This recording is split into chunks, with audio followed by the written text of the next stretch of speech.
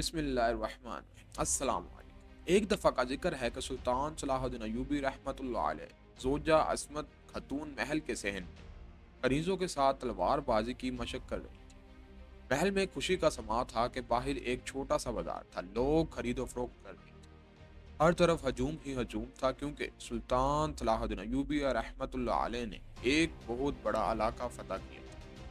जिसके बाद सुल्तान सलाहुद्दीन अय्यूबी ने चंद दिनों के बाद महल में जश्न का इंतजाम किया और अपने सिपाहियों को इनाम देने की तकरीब रखी, क्योंकि ये सुल्तान का यकीन था कि जो सिपाही सुल्तान को एक हुक्म पर अपनी बीवी बच्चों की परवाह किए बगैर अपनी जान की बाजी तक लगा देते हैं, इनको सिर्फ आखिरत में नहीं बल्कि दुनिया में भी अनामो कराम से नवाजा जाए, ताकि इनके हौसले बुलंद हो और आने वाली नस्लें इनको देखकर शहादत की खातर काफरों से लड़ने के लिए तैयार हो जाए। अचानक एक सिपाही ने सुल्तान सलाहुद्दीन अय्यूबी को खबर दी कि हजूर मलका अपनी कनीजों के साथ तलवारबाजी की मशक कर रही थी कि अचानक मलका ने तलवार हवा की तरफ लहराई तो तलवार मलका के हाथ से गिर गई और आपके बाजू जैसे ही अपने ऊपर को फैलाए और ऊपर ही रह गए और अभी तक बाजू हरकत नहीं कर रहे। कनीजों ने पूरी कोशिश की लेकिन दर्द की शिद्दत से मुल्का तड़प रही है और कुछ समझ नहीं आ रहा। कनीजा मलका को शफा खाने में ले गई। सुल्तान सलाहुद्दीन अय्यूबी भी वहां पहुंच गए। शाही हकीम ने पूरी कोशिश की कि मलका सेहतयाब हो जाए, लेकिन पूरी कोशिश करने के बावजूद मलका सेहतयाब ना हो सकी।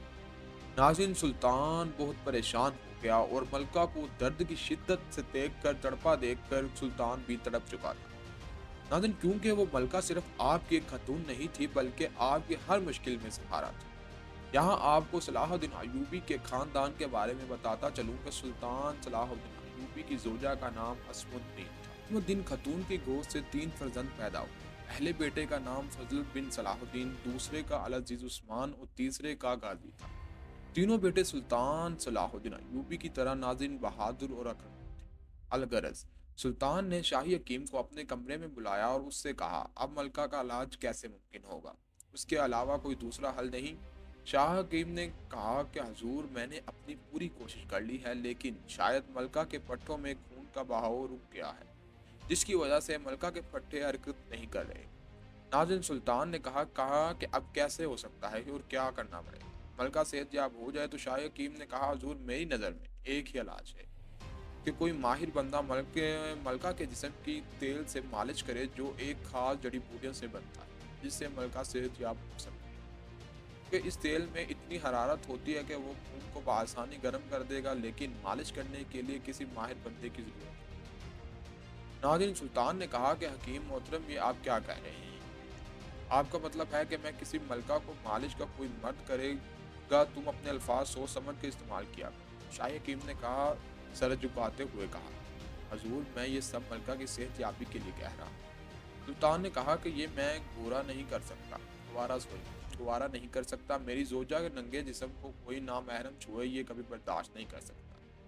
नाज़रीन, लेकिन जब दोबारा सुल्तान की मलका की हालत देखी तो सुल्तान ने फैसला किया कि शाही हकीम की बात माननी चाहिए और इसके इलाज किया जाए। अब सुल्तान ने शाही हकीम को अपने कमरे में बुलाया और कहा, बताओ कौन आदमी जो मलका का इलाज करे?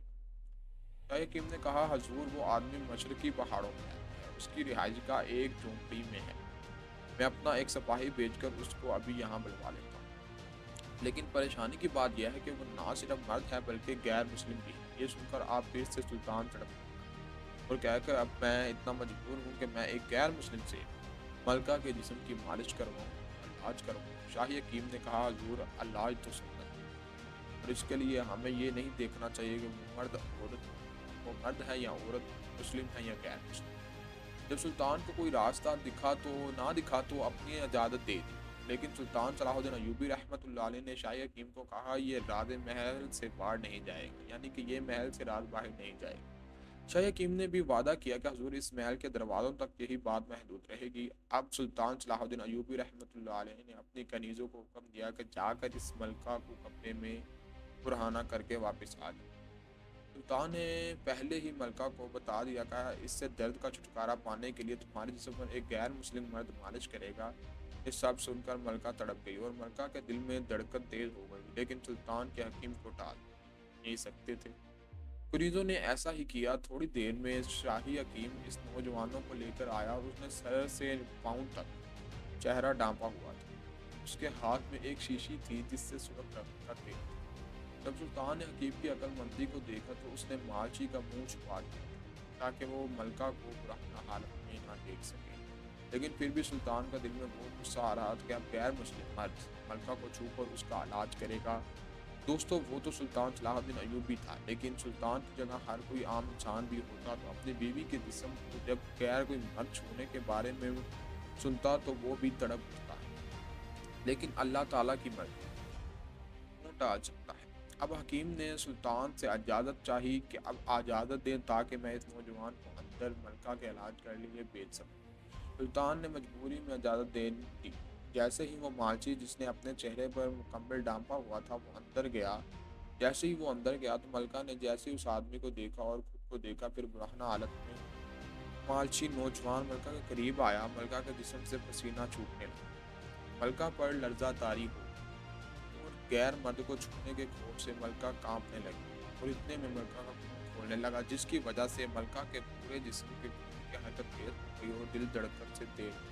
اور چند ہی لمحوں میں ملکہ نے انہی ہاتھوں سے جو پہلے جہاں پکڑے ہوئے تھے انہی ہاتھوں سے اپنے جسم کو چھپا لیا تو اتنے میں اس مالچی نے محسوس کر لیا تھا کہ ملکہ صحت یاب ہو گئی تھی۔ اس نے ملکہ کو کہا کہ اب مالش کرنے کی ضرورت نہیں، اب تم جسم کو ڈانپ لو، میں باہر جا رہا ہوں۔ جیسے وہ شاہی حکیم باہر نکلا تو ادھر سلطان صلاح الدین ایوبی رحمۃ اللہ علیہ سوچ رہا تھا کہ میں اس شاہی حکیم کو باہر آتے ہی قتل کر دوں گا تاکہ یہ راز یہیں پر دفن ہو جائے۔ جیسے ہی سلطان نے اپنے سپاہیوں کو حکم دیا اس حکیم کو گرفتار کر لو، اتنے میں شاہی حکیم بولا کہ حضور چند لمحوں کے لیے آپ رک جائیں۔ اس کے بعد جیسے ہی حکیم نے اس مالچی کے منہ سے نقاب اتارا تو سلطان دیکھ کر بڑا حیران ہو چکا تھا اور پریشان ہو گیا تھا، کیوں نہ کہ اس نقاب کے پیچھے کوئی مرد نہیں تھا بلکہ سلطان کی اپنی کنیز تھی۔ یہ دیکھ کر سلطان بڑا حیران ہو گیا تھا کہ یہ حکیم نے کیا طریقہ کھیلا۔ اتنے میں حکیم بولا، حضور یہ صرف ملکہ اپنی عزت سلطان معظم، یہ میں سمجھتا ہوں کہ ملکہ پورے مصر سلطنت کی عزت ہے۔ کیا ہم کسی کافر کو ملکہ کے جسم کو چھونے کی اجازت دے سکتے ہیں؟ میں نے اس لیے منصوبہ بنایا تھا تاکہ ایک غیر مرد غیر مسلم کو ملکہ کا برہنہ حالت میں جسم کو چھونے کی وحشت سے ملکہ کے جسم کانپنے لگے گا، ملکہ کا خون تیزی سے دوڑنے لگے گا اور گرم ہو کر ملکوں کے پٹھوں میں خون کا بہاؤ جاری ہو جائے گا، جس سے ملکہ صحت یاب ہو۔ میرا منصوبہ کامیاب ہے، میں نے یہ سب اپنے آپ کے لیے کیا، میں ایسا کرنے والا ہوں کیونکہ بے شک آپ کو یہ خبر ملکہ تک پہنچ جاتی اور میرا علاج ناکام رہتا۔ یہ دیکھ کر سلطان نے جب اپنے شاہی حکیم کی عقل مندی کو دیکھا تو شاہی حکیم بڑا خوش ہوا اور اس نے انعام و کرام سے نواز دیا اور کہا، جب تک آپ جیسے طبیب میری سلطنت میں زندہ ہیں ہماری عورتوں کو غیر مسلم چھو بھی نہیں سکتے۔ دوستو، ایک شاہی حکیم کی عقل مندی نے بغیر ملکہ کو چھوئے اس کا علاج کر دیا، سلطان کی عزت کو محفوظ کر دیا۔ دوستو، یہ سبق نہ صرف اس وقت کے لیے تھا بلکہ آنے والے وقت میں لوگوں کے لیے بہت بڑا سبق تھا کہ انسان اگر اپنی عقل کو استعمال کرے تو بڑی بڑی کامیابیاں حاصل کر سکتا ہے، لیکن ضرورت اس بات کی ہے کہ انسان عقل کو کن کاموں میں استعمال کرے۔ انسان کس وقت اپنے اندر کی چھپی صلاحیتوں کو ڈھونڈے۔ امید ہے کہ آپ کو سلطان صلاح الدین ایوبی رحمۃ اللہ علیہ کی شاہی حکیم اور عقل مندی کا یہ دلچسپ واقعہ پسند آیا۔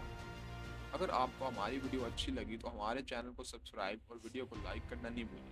ملتا ہوں اگلی ویڈیو میں، تب تک کے لیے خیال رکھیں، اللہ حافظ۔